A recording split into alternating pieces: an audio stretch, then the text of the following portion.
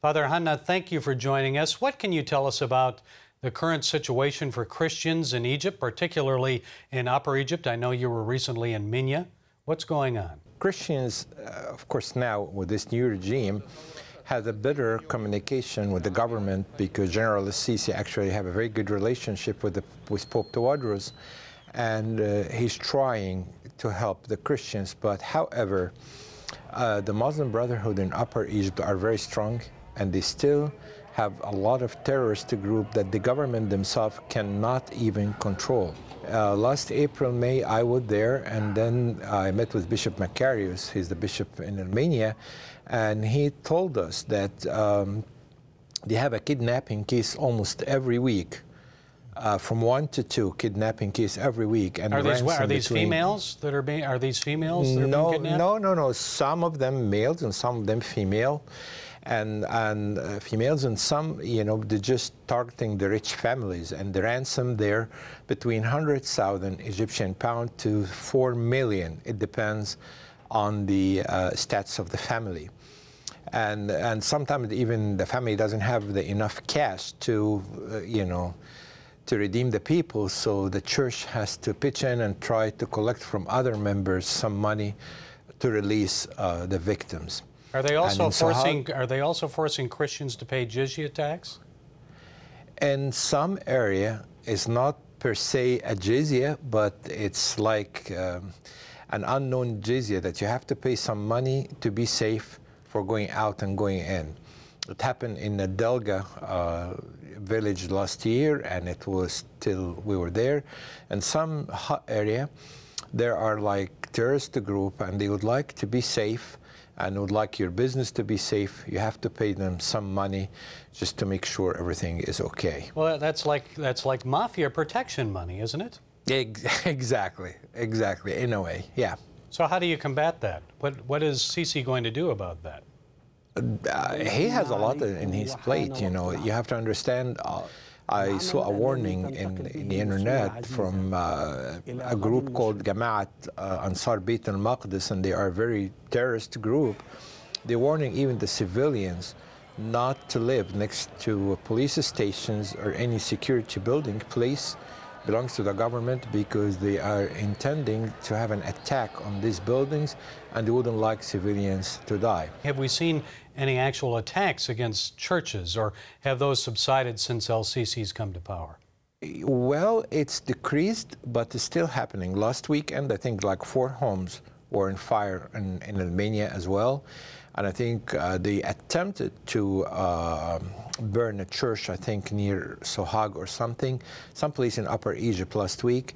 But actually, for the first time, the police faced them and abort the trial after they tried to throw with gasoline and stuff and throw it on a church. But the police, seized the fire before damage happened.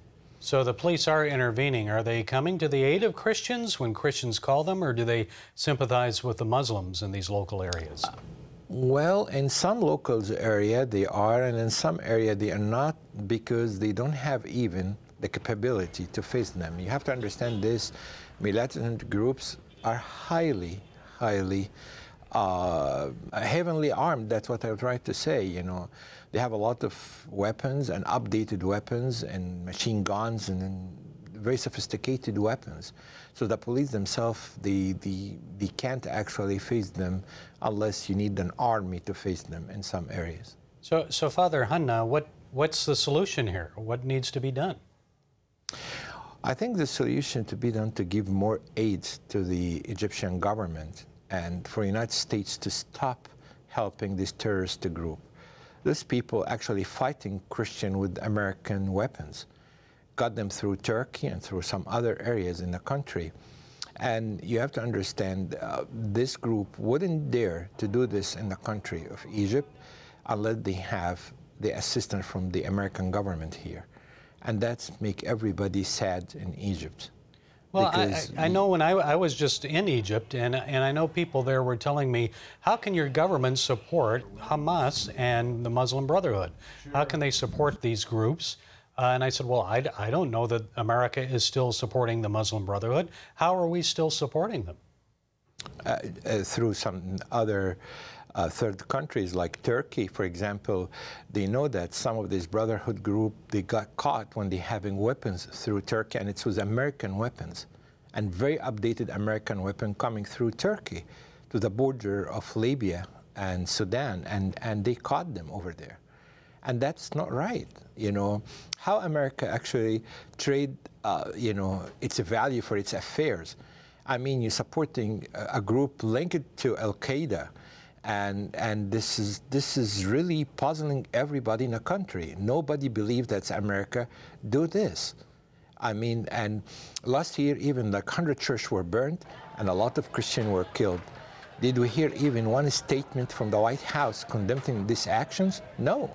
I want to ask you now a little bit about your new Constitution. It guarantees religious freedom, or goes further in guaranteeing religious rights in Egypt. Are we seeing that on the ground? Are new churches being built, for example? Yes, actually, when we visited the Upper Egypt, General Sisi actually delivered what he promised.